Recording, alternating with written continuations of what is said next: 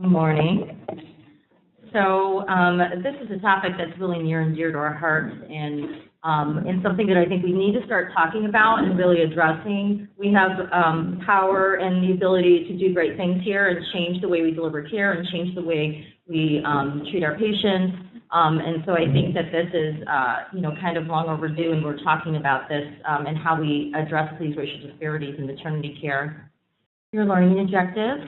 Identify racial disparities that exist in maternal fetal outcomes both nationally and regionally. Understand the history and lived experience of African Americans in relation to maternal and infant outcomes today. And identify ways in which we as healthcare professionals and human beings can make a difference in these disparities.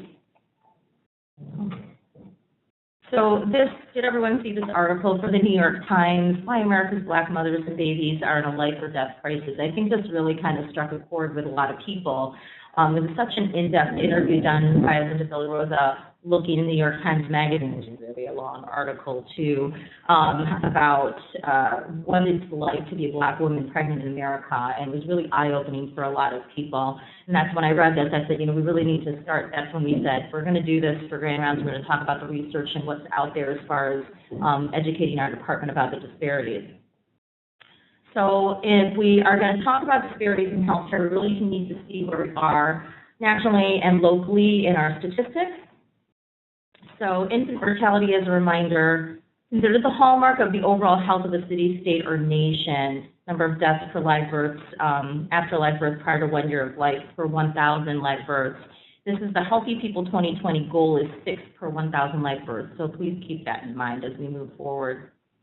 As you can see, the United States lags gravely behind other countries. Of all the developed nations, we rank very poorly on infant mortality.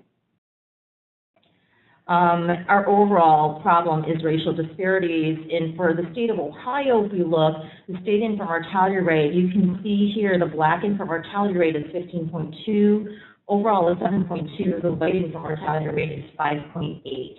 So we've made some great strides in reducing the white infant mortality rate, but we've only seen, as years have gone by, that the Black infant mortality rate has gone up and the disparity has widened. These are the most updated statistics as of August 20th. This was presented at the Cuyahoga County Board of Health at our first year Cleveland meeting. In 2017, we had about 14,558 births and 118 deaths. The Black infant mortality was 16.1. Compare that to 2016, we've gone up from 14.9. But look at the white infant mortality rate. It is nearly half from the previous year. So it's 2.4. You just can't get any better than that. You really can't. Our overall infant mortality rate dropped a little bit, but the Black-white disparity actually went up, and we made no difference in our preterm birth from year to year. When we talk about infant mortality, the biggest driver is preterm birth. Preterm birth accounts for more than 50% of all of the infant mortality, the infant deaths in our county every year for the past 20 years. Overall, Ohio got a grade of D for preterm birth, and Black women are 46% more likely to have a preterm birth in our state than white women. In Cuyahoga County, we didn't fare much better. We actually fared much worse. We have an F from the March of Dimes. We have one of the worst rates of preterm birth. We have the worst rate of preterm birth out of 100 cities nationwide. We have the worst rate of preterm birth out of 100 cities nationwide. That is what we are known for in Cleveland. So in looking at moms, maternal mortality is the number of deaths due to pregnancy or labor complications per 100,000 live births. It's really difficult to get this information, as I found out in trying to prepare this, because less than 50% of all states have active legislation requiring active maternal mortality review committees. And I couldn't even find like a Healthy People 2020 goal. Their goal was to reduce the rate by 10% in those areas between 2007 and 2020. But all we know is that, as you'll see, is that we are seeing that the maternal mortality rate is rising. Again, another graphic showing where we lag behind other rich nations as far as maternal mortality. If you look at all the other developed nations, there's actually, I heard at a talk once at one of our national meetings, they were talking about the rate of maternal mortality in the United Kingdom, and the rate of maternal mortality is so low in the United Kingdom that a woman's partner has a higher chance of dying while she's pregnant. Okay, so think about that. The woman's partner has a higher chance of dying than when she's pregnant, yet here in the United States, it is a rampant epidemic in our country. And I will give a plug that majority of births that occur in the United Kingdom are in the hands of midwives. Sorry. Did everyone see this USA Today deadly delivery article? We talk about the U.S. maternal mortality rate. And they really, this was a 4-year in-depth study by USA Today trying to find the information, okay? Because they found it was just as hard to try and find the information about maternal mortality. As you can see, Germany, France, Japan, England, and Canada, their maternal mortality rate is dropping dramatically from 1990 to 2015. Ours has gone up. Our current maternal mortality here in the United States, according to USA Today, is 26.4. So some of the highest states for maternal mortality are Texas. I don't know if you've heard in the news over the last several years, there was a huge bump in Texas for maternal mortality. They said it was one of the most dangerous places to give birth on the planet. It doubled for within a 2-year period to levels not seen in the United States, other U.S. states. In 2014, the maternal mortality rate was 35.8. As horrific as that is, it's not even the worst. So if you look at those dark red states, Louisiana, Indiana, and Georgia, they actually have the highest rates of maternal mortality. Can anyone guess which of those 3 states has the highest rate? What? Georgia. So it's actually Louisiana. I know, beats out Georgia. Louisiana had a rate of 58.1 per 100,000 live births, a maternal mortality rate of 58.1 per 100,000 live births over a 4-year period from 2012 to 2016. This graphic I took from the USA Today article. It also looked at maternal harms. So in states and instances in which moms experienced harm during childbirth. Can anyone guess what state had the highest rate of harm? And you wouldn't see it, this wouldn't give you any clue because you have the graphic changes. So it's actually my home state of New York. New York had the highest rate of maternal harm, 241 events per 100,000 live births over a 4-year period from 2012 to 2016. So any rate of postpartum hemorrhage, if a person lost their uterus, any maternal morbidity, all those things associated, any death within the first year of childbirth, hypertensive diseases. And if you remember in the death by delivery grand rounds we did last year, they had a little video there about New York City. And in New York City, women there had 12 times higher rate of dying in childbirth in New York City. Black women did. So, it's a problem, and it's something that we need to face and really address head on. The leading causes of maternal death are listed here, and we know the 2 biggest ones are hemorrhage and hypertensive diseases of pregnancy. The large proportion of these deaths are preventable. In hemorrhage, they say 90% of the deaths that they looked at over the course of this 4-year period were really preventable. And 60% of the deaths occurred from hypertensive diseases of pregnancy were preventable. ProPublica also ran a series called Lost Mothers and looked at maternal deaths. They identified 139 of the 700 and 900 women that die annually every year. And they started to collect their stories and really tell their stories in a series of articles. In addition to the 700 and 900 women that lose their lives every year giving birth, there's over 50,000 near misses every year. In 2011, I was one of those near misses. After I birthed here with my son, I hemorrhaged 3 hours after I had my baby. So this is obviously something that's very near and dear to my heart. So health disparities and how did we get here? So this is one of my favorite graphics. Basically, it talks about equality versus equity. And if you look under equity, this is where we need to go as healthcare. We need to recognize that there are some people that need extra resources, and it's not by their own design, but it's simply because of the situation that they're placed in. And so those people need extra resources to even achieve the same outcome as other individuals. So a health disparity is defined by AT&M in their article and in their position statement as just a particular type of health difference that's usually linked closely with social, economic, and environmental disadvantages. Usually the groups of people that are systematically experiencing this are a group of people who have systematically experienced greatest obstacles in health are usually the groups that are mostly affected by healthcare disparities. So just coming up, I'll just give you a bunch of different terms and definitions.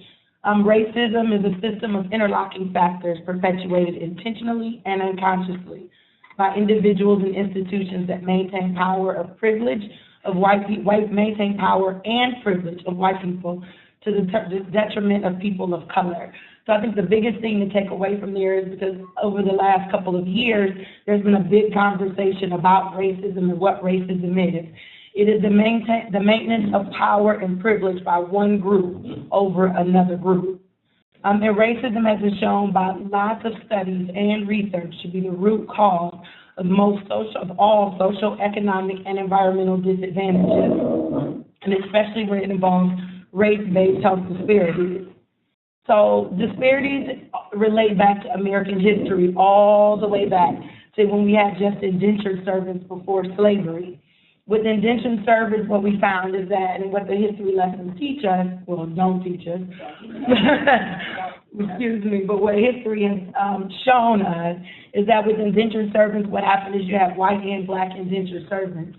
What they decided was to get together and band together against slave masters. When white slave masters realized this, they realized that what they had to do was turn them against each other. And so they started instilling in that moment to white indentured servants that they were still better and that they were still a superior race. And this is how we all led into slavery through the African trade. And then in the 19th century, legal categories were used to support inherent biological and hierarchical differences. These still exist today. This is the portrayal of people of color as lazy, stupid, lacking direction, and lacking responsibility for their own plight. The other big one that we'll see, and that most of you have heard, is with professional black women is angry and aggressive. These are still terms and these are still stereotypes that are used today. And then even after that, we had displacement of black people, the Jim Crow laws, legalized housing and job discrimination policies and laws. All of these have been instituted over a period of time. This slide right here is probably the most impactful slide I think that I've ever experienced in the last couple of years. But it talks about for 87% of the United States history, there has been an experience for black people of either Jim Crow or slavery. So for 87% of our history, black people have been under Jim Crow and have been under slavery. So when people say get over it, that was a long time ago. For 87%. 1964 to 2017 is when we quote unquote became equal. 1964, just to place that into category, my mother was born in 1955. So when my mother was born, when I saw this slide, I called her and I'm like, do you know you weren't even a real person yet when you were born? So not until 1964 were black people considered equal. However, because of this 87% history and all of the laws that were put into place to keep black people down, there has continued to be a struggle and unfairness for 100% of the time. So today, there's structural, institutional, and individual racial bias that continue to persist. This structural and institutional biases continue to be in limiting health, welfare, and opportunity for people of color. So what is structural racism? Because we've been hearing that a lot. It's when societies are fostering racial discrimination through mutually reinforcing systems. So when society bands together and reinforces these through housing, education, employment, earnings, benefits, credit, media, healthcare, and criminal justice. And in residential segregation, which we even see here in Cleveland, I just recently learned that our housing project is one of the most condensed populated areas in the country. Nowhere else in the country do they still do that, where they keep a housing project system completely condensed, like we do from, I think it's Cedar to downtown and 30th, where all of our housing projects are located. But when we do this, we limit access to necessary resources for overall well-being. This includes quality education, employment, housing, healthcare, and the ability to acquire wealth. A statistic that I just learned this week from Tanisha was that 66% of Clevelanders are considered illiterate, functionally illiterate. So that's just the population that we serve in the city of Cleveland, 66%. 97% in HUF are considered below a level 1 or level 2 literacy. So this is even something for us to think about at the new center, because that's the HUF area.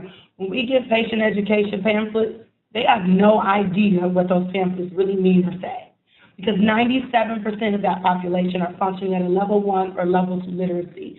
And this goes back to the residential segregation.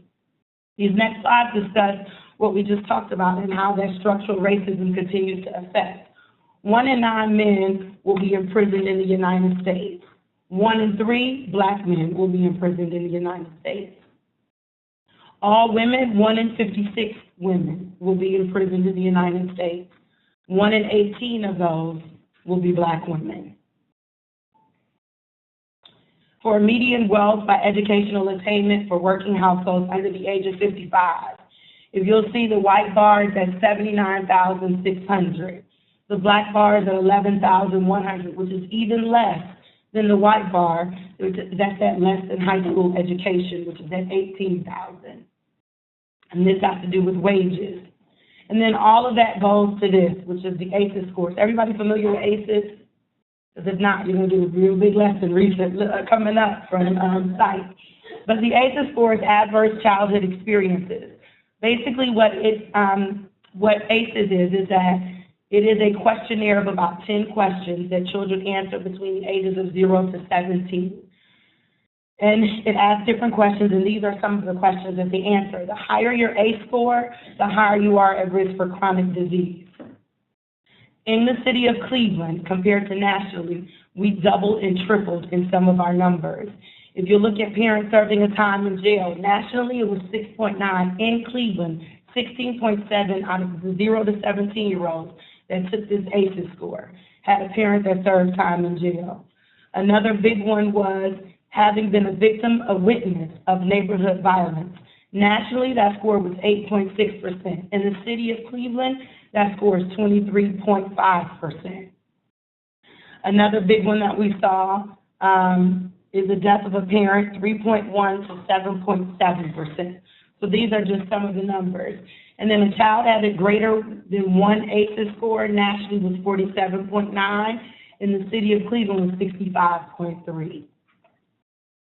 So racial discrimination are stereotypes, implicit biases, and mistrust that continue to be interference in quality care.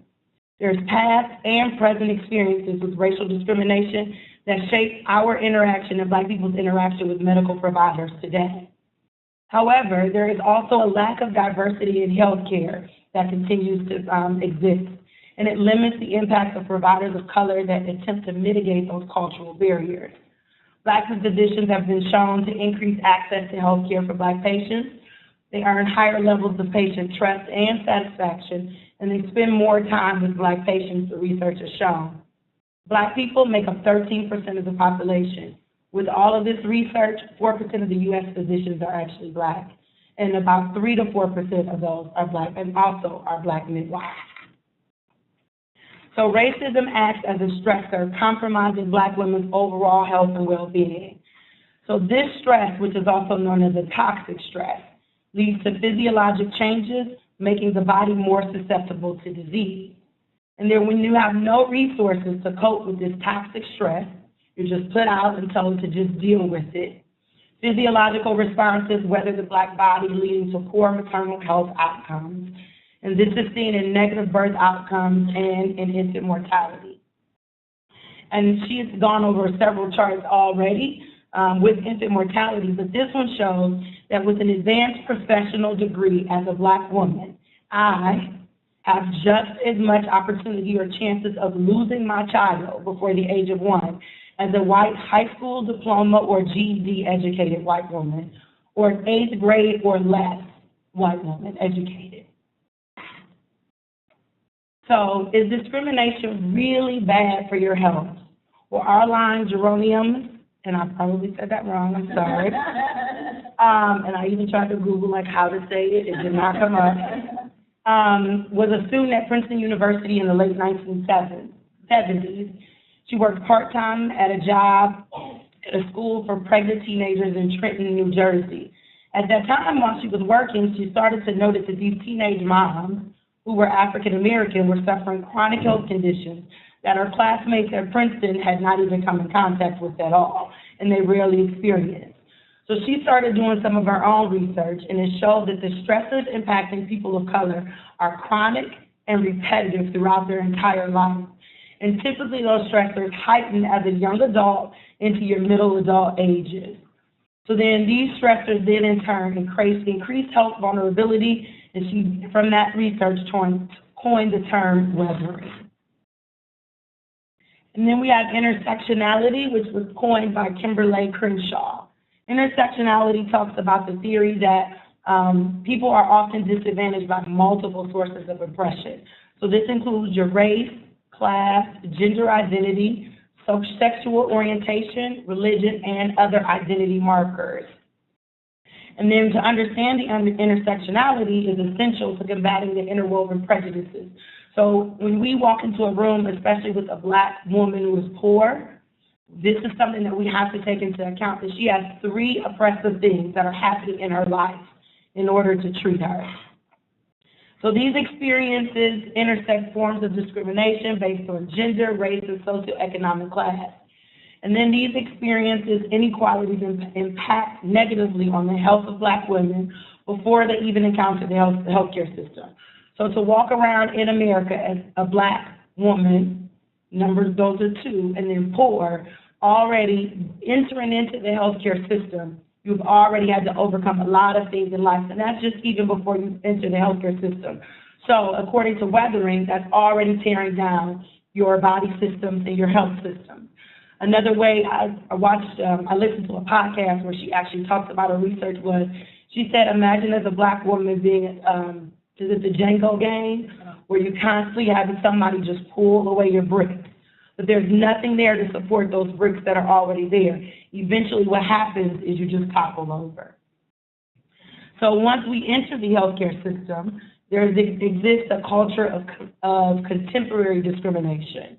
So then once Black women enter into the healthcare system, they get barriers to timely and affordable healthcare. They have lower quality maternal healthcare services. They have disrespectful treatment and untimely negative medical outcomes.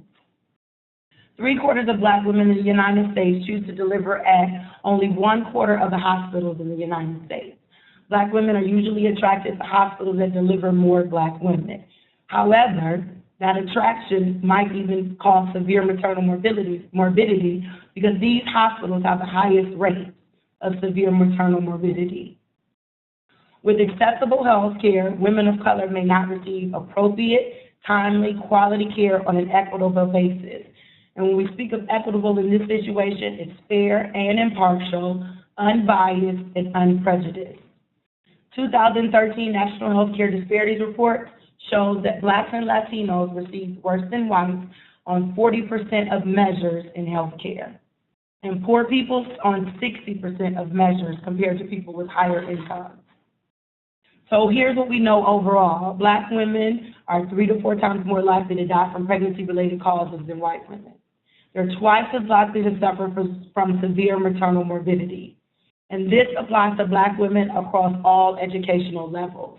So you are looking at a Black woman that is 3 to 4 times more likely to die from pregnancy-related complications. And this is even after controlling for differences in socioeconomic status. This disproportion is why the number is so high in the United States for maternal mortality. That number is what drives that increased number. Cities and states with larger Black communities have some of the worst maternal health outcomes, as Selena pointed out in her slide. Mississippi, for one, white women, the MMR is 29. For Black women, it's 54. So a lot has been done. A lot of talk is now coming out in the media. A lot of research is now being done. They're trying to bring light to this situation. The March of Dimes has released their issue brief that talks about stress in pregnancy, which shows high levels of maternal stress, may help explain some of the socioeconomic and racial ethnic disparities seen in rates of preterm birth because of the experience of social disadvantage and minority status and characterized in higher levels of stress. NPR released their article, Stress, Effects of Maternal Stress During Pregnancy on the Risk for Preterm Birth, and how racism may cause Black mothers to suffer the death of their infants. Serena Williams was another big one, of course. She came out and said that basically she had to beg and plead for her life after giving birth. This woman, I don't know if you all heard about her, but I think this, it was the New York Times as well. She had fallen. They called the ambulance to come and get her. The ambulance told her at that time that her insurance, and she could not afford to ride in the ambulance. Or her mother had to. Was it Florida? Yeah, it was either. I think so. I think I remember thinking. I was in Florida. She had had a baby. I think that was it's like less than a month old. And fell in the bathroom. They called the ambulance to come get her. The ambulance came and said, "You can't afford this ride anyway." Her mother just physically put her in the car and take her to the hospital where she died. And then one that has really touched our souls ever since we went to March for Moms, which we'll talk about, is Kiera. Kiera is the wife of Charles Johnson, who is the son of Judge Hatchett from TV. And I think that they really brought light to the situation as well, but let's just let him tell the story.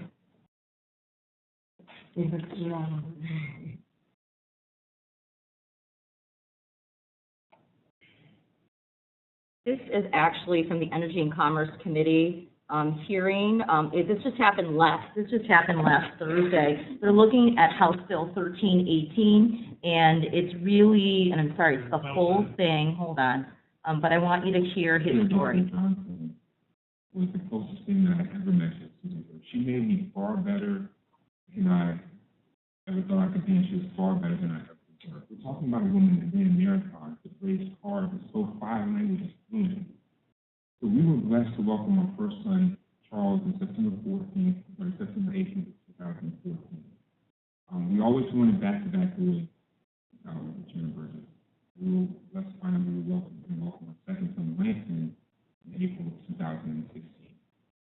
We walked into Cedars-Sinai from April to August of 2016 with a woman that just wasn't in good health. She was in exceptional health. The picture that you see on the screen is literally taken 10 days before Kiera went into the procedure. We went into what was supposed to be a routine scheduled C-section. It was supposed to be the happiest day of our lives, and we walked right into it and ran it. Shortly after the procedure, around 2 o'clock, shortly afterwards, we went back to recovery. As I'm sitting there reflecting, and all this flowing pride of being a new father for the second time, Kiera's wrestling, a new baby, and wrestling. As I look at her bedside, I begin to see the catheter begin to turn red with blood. I brought it to the attention of the staff and nurses to the sign that came in, and to do a couple of things. We ordered a self-test, we would order a CT scan, and I was concerned about you. I said, you know what? My wife is healthy and we're supposed to be in the best hospital in the world. I'm concerned that we've got a plan. And blood work comes back, it's showing this abnormal, this hemorrhaging. And what the CT scan is supposed to be finished at? Mine is around 4 o'clock. 5 o'clock comes from the CT scan. Her blood levels are continuing to drop. By this time, she's beginning to shiver uncontrollably. 6 o'clock, no CT scan. She's beginning to become pale, in extreme pain. 7 o'clock comes, 8 o'clock comes, no CT scan. I'm begging, I'm pleading the staff to do something. Around 9 o'clock, as I continue to plead for my wife's life, the staff at Cedars-Sinai met and something, sir, your wife just isn't following her. 8 o'clock, 9 o'clock, 10 o'clock. So we need to do a bunch of you say, well, where's the PTC? It wasn't until after midnight that they finally took my wife back to surgery. After I begged and pleaded for them to take action for more than 10 hours. When they took Kira back to surgery, they opened her up, and there were 3.5 liters of blood in her abdomen. And she coded immediately. Now, I'm here to tell you this. I'm not here to tell you what I think I'm here to tell you what I'm not. The people on this panel that are far more intelligent than I'll ever be, they're going to talk to you about statistics and how horrifying they are. What I'm here to tell you is this. That there's no statistic that can quantify what it's like to tell an 18-month-old that his mother's never coming home. There's no major figure that can quantify what it's like to explain to a son that will never know his mother just how amazing she was. My wife deserves better. Women all over this country deserve better.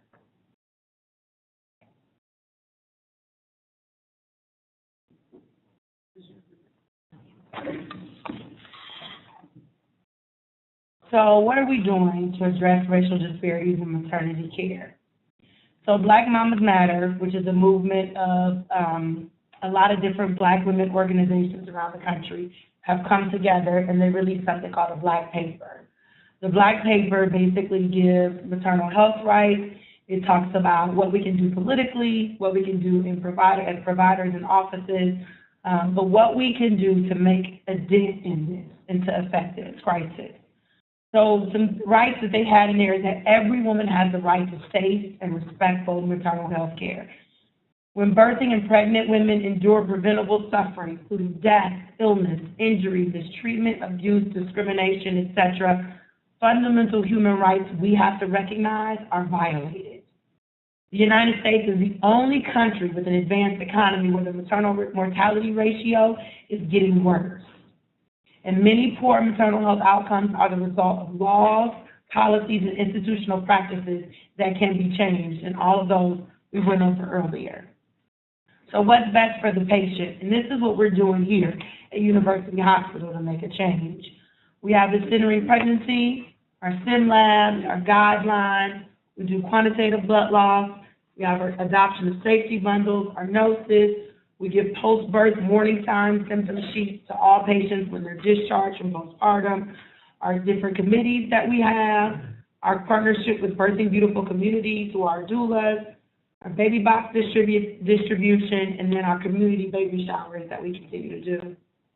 Also, there are several key legislative issues that are out. Please contact your senators, and that's what they were meeting about this week, well, last week, which was kind of overlooked because of everything else going on as far as courts were concerned. But there's the major two that are up right now are Improving Access to Maternity Care and the Quality Care for Moms and Babies Act. One of these allows us to have a standard of how we quantify and look at maternal death in each state. Right now, every state is just a free-for-all. So we really don't even have the numbers. I remember when we were at March for Moms, they kept saying 700 to 900. And I'm like, that's a difference of 200 deaths. Like, how do we figure out a more distinct number? And so that's one of those. And the other one allows for FMLA leave for up to a year, is it? For up to 1 year for delivery, because what we're finding is that even after delivery, a lot of our moms are suffering from mental health due to that toxic stress we talked about. And so that is becoming a major issue after delivery.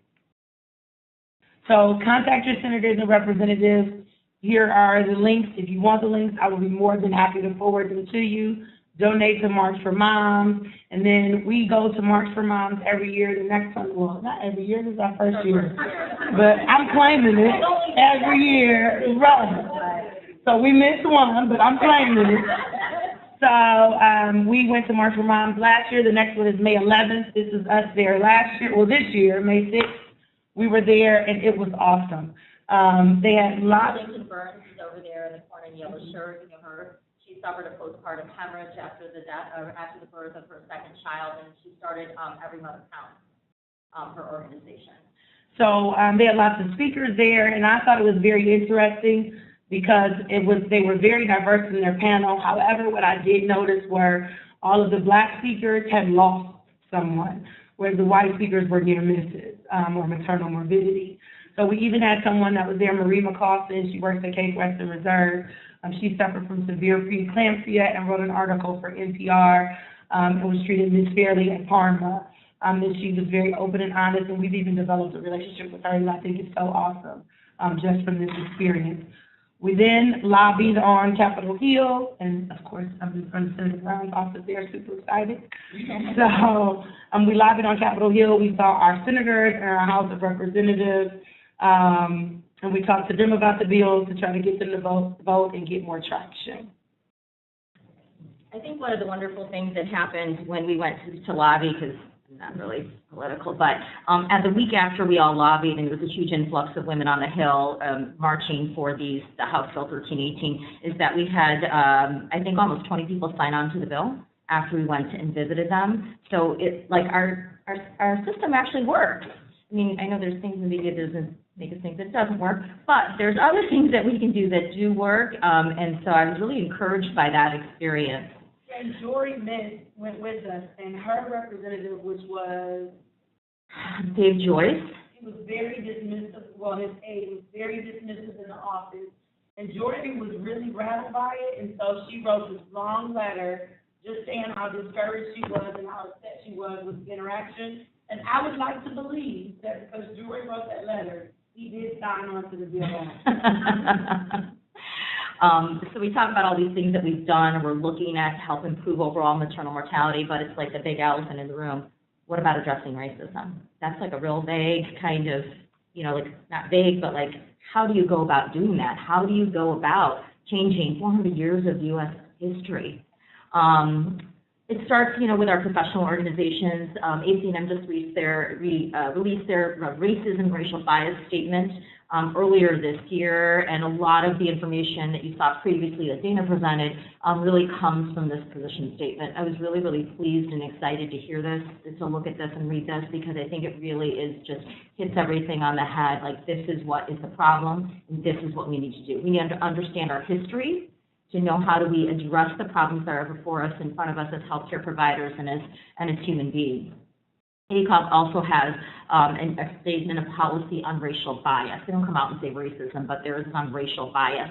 It's really important to look at. We talk about unconscious bias training. That's what we as the diversity committee has tried to do here with our trainings that we do every year and presentations here at Grand Rounds.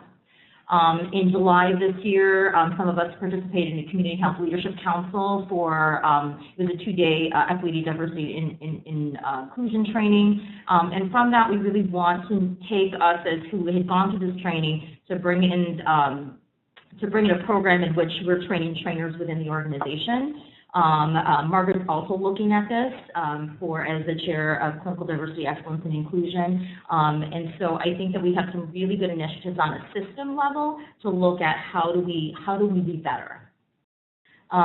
Some of us have also gone to through Cleveland Neighborhood Progress Racial Equity Institute trainings. I highly, highly encourage you to do this if you haven't. It has been, it was life-changing. It was really an eye-opening experience. I know that Christina Lundquist and Jordan Javier and our other leaders from the new center went last week, 2 weeks ago last week.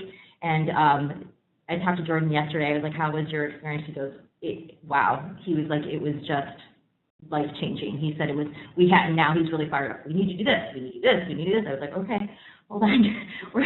We just need to get the word out. But if you guys have the opportunity to go, it's a 2-day training, use your CME time, use your CME money if you have it. And I thought this was really powerful. What we're asking is for people and institutions to participate in their own transformation. It's not, we need to bring some people in to fix us. We have to fix ourselves.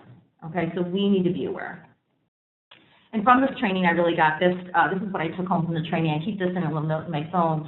And we talked about how do you relate to people and how do you form close relationships, and really just be good human beings. And I think this is really this is something that I carry around with me and just read every now and again. We have to translate meaning. We have to share your meaning and be genuine. We have to respect each other, accept differences and similarities, and have a mutual understanding and acceptance of each other. We have to listen to each other and be actually present in listening and active participants. Be honest in your communications, be authentic, give complete disclosure of where you're coming from, and be vulnerable, be open to learning. Be on your learning edge, get uncomfortable. I think that's the most thing. We don't want to talk about things because it's too uncomfortable. It's just too uncomfortable. It's too icky. We don't want to talk about that. But we need to because we have to make a difference. Yes, Marty.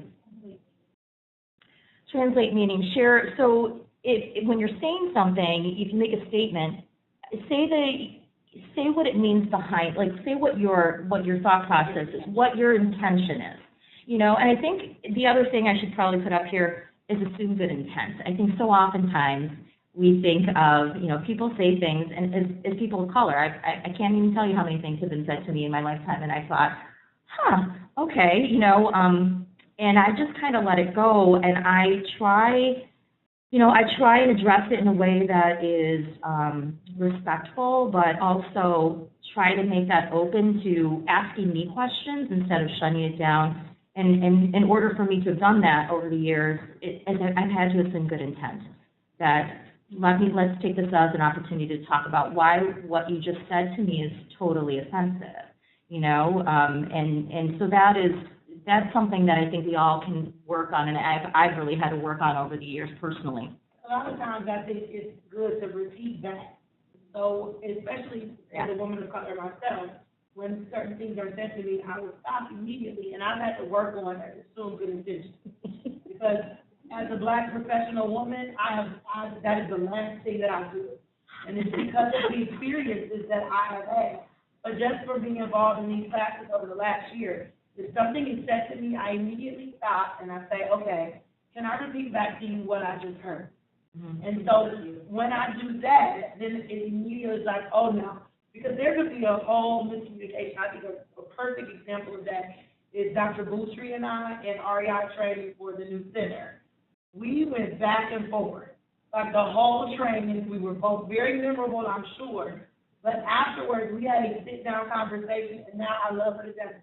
They're like BFFs now, so, you know, and I think that's what it is that, you know, what I put up there about, you know, trying to form an authentic relationship with people. Relate to people as people, not as I'm the provider and you're the patient. You have to do what I tell you to do.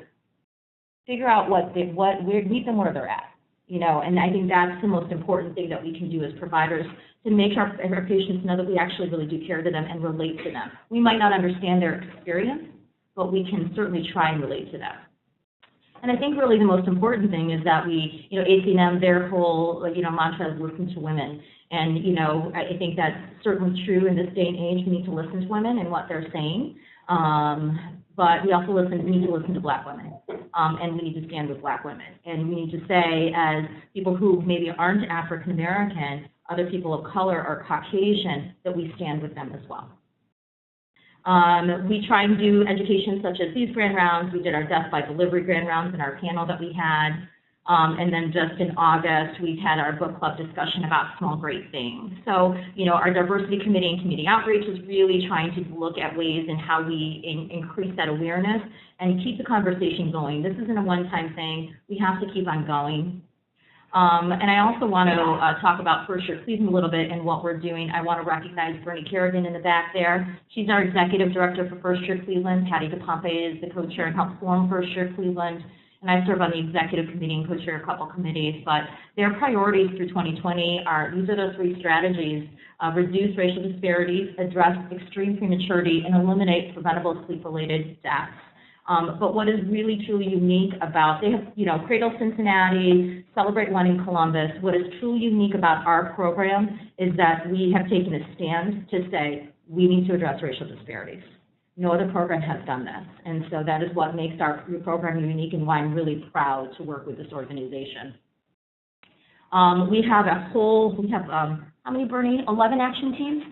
We have 11 action teams, wow. And the 3 action teams that are looking at reducing racial disparities are action teams 1, 2, and 3. Action team 1 is led by our very own Margaret Larkins-Pettigrew for University, and UH is leading that, looking at and including the diversity inclusion officers for UH, Cleveland Clinic in Metro and working with Marilyn Mobley, who's in charge of diversity over at Case Western Reserve University. They presented to the board earlier this year, and I thought to myself, this is like a powerhouse of women that's going to make some changes. So it was really exciting to hear about their work and their studies that they want to do, and really they're looking at ways to bring trainings within our institutions, starting in healthcare institutions, and how we change the way we deliver care to our patients. Action Team 2 is also looking at specifically African American families who've experienced a loss. There's no culturally sensitive culturally appropriate support group for African American families that have experienced a loss. We heard from a lot of families that said, you know, there's a great service down in Akron, there's nothing like that here, and there's nothing that's appropriate for, specifically for Black families. So it's exciting to see that work come about, and especially with our infant mortality rate being so high. You know, think about all the numbers of patients that are out there that have just been grieving in private. And then Angela Neal Barnett and Kristen Farmer from BBC are leading research efforts to understand the roles race and maternal stress play in infant deaths and looking at measuring cortisol levels. But what do we still need to do? We need more maternity providers of color. We need more people of color in leadership roles at our institutions and in other institutions and policymakers. I sat in an APP leadership meeting in July, about 30 people, there's 30 APP leads, and it was run by HR, and they talked about what makes diversity really great, you know, why is diversity important? And everyone kind of sat there. And I said, well, I'm just going to address the elephant in the room. And then myself and my friend May here are the only people of color here. And we're not even the right people of color for the majority of the population that we serve. I said, so that is a huge problem. We need to mandate unconscious bias training for healthcare systems. I think it's utterly important that we mandate this kind of training for people who are going to care. They're representatives of our organization. We need to make sure that every point of entry for a patient, they have a good experience, and people who are going to be understanding and culturally competent. A Harvard implicit bias test, if you haven't taken it, I haven't taken it yet. Has anyone taken it? Oh, awesome. So it's about a 20-minute test. Take it and take a look at what it is. It's eye-opening. I had a colleague who said to me, I took it and devastated that she has this bias towards white women. I said, you are a white woman. So I'm not surprised by this at all. We need to educate their patients about their risks. I often tell patients about why centering is important because of their risk as a Black mother, as a Black woman, and their rate of preterm birth here in Cleveland. And when I tell them that, if they're kind of teetering on the edge, they're like, well, I totally want to do it now. We need to let patients know what their risks are, enroll them in things that are going to get them, if they've had a history of preterm birth, making sure they're on 17P, making sure that we enroll them or offer them centering pregnancy, making sure they have a safe sleep space for their baby once they have a baby. We need to really kind of educate them and actually educate them in a way that they understand. As we talked about the literacy, but people don't understand some of the big words that we use sometimes, which is a problem. We need to identify these risks early, incorporate maternal risk screenings. We need to have respectful communication with our patients.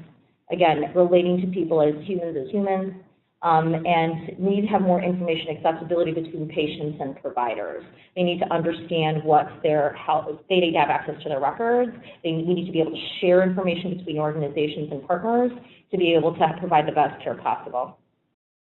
And I want to give a shout out again to Bernie. This is the first year Cleveland video. I'm going to let this speak for itself, but it's a wonderful 5-minute video that I think everyone needs to watch. So we're going to make you watch it now.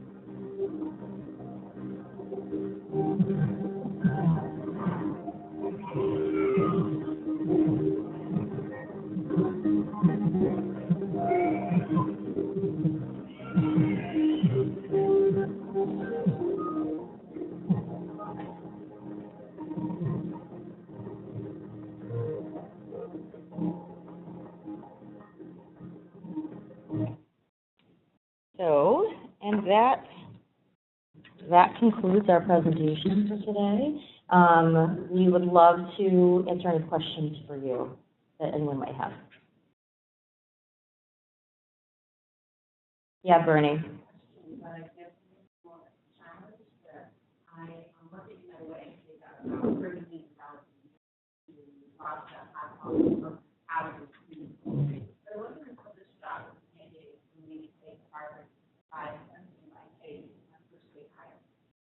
I adopted that from American really once we talked to and no one told me I was very biased. And that the biases weren't wrong, but me not addressing them was wrong. And literally, I went home after that and sat down with my kids and said, Mom has blind spots. And Mom needs to have you help me with those blind spots.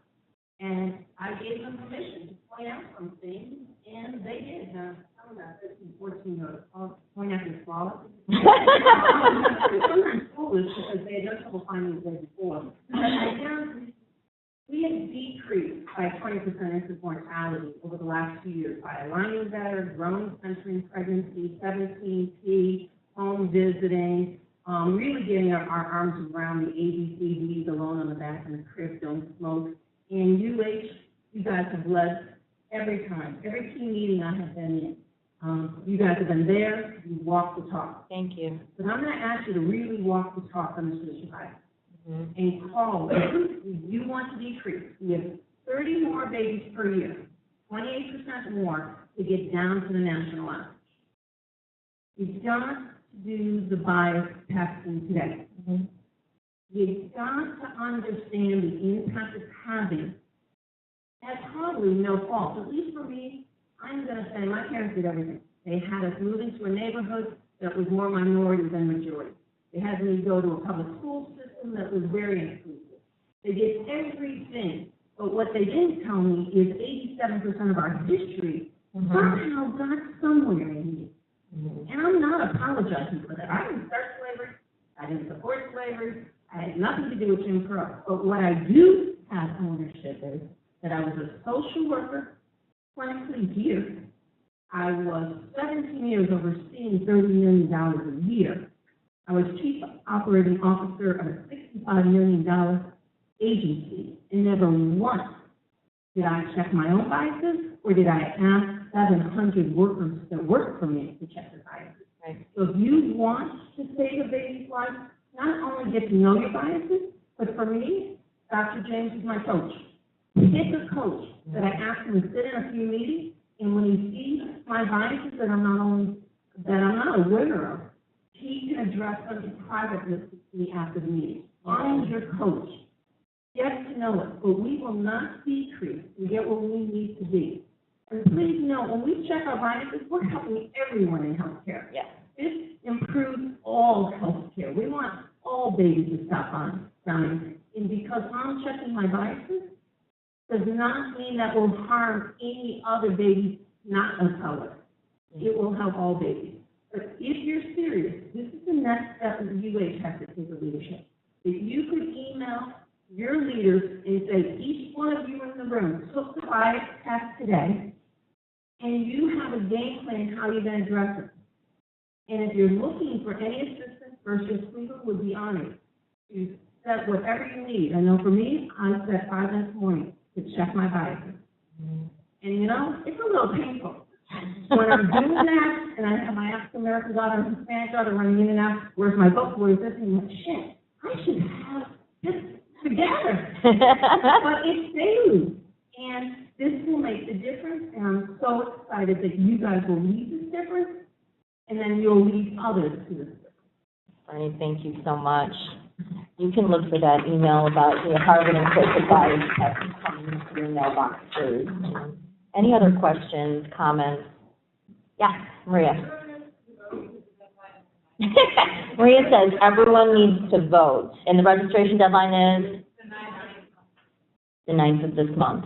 We're going to talk about policy and all the House bills that are on there. Contact your senators, contact your legislators, but also you need to vote. Oh, and it's also the deadline to get your paper ballot. Yep. Let your voice be heard, people. Yep.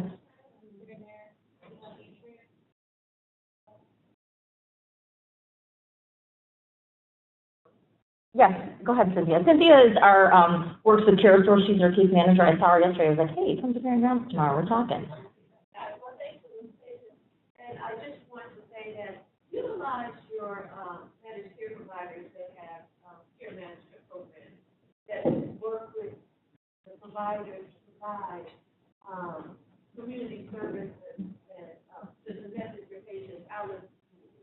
And then we also work with community organizations that Rich I spoke with Selena about yesterday to help build that rapport to address social disparities.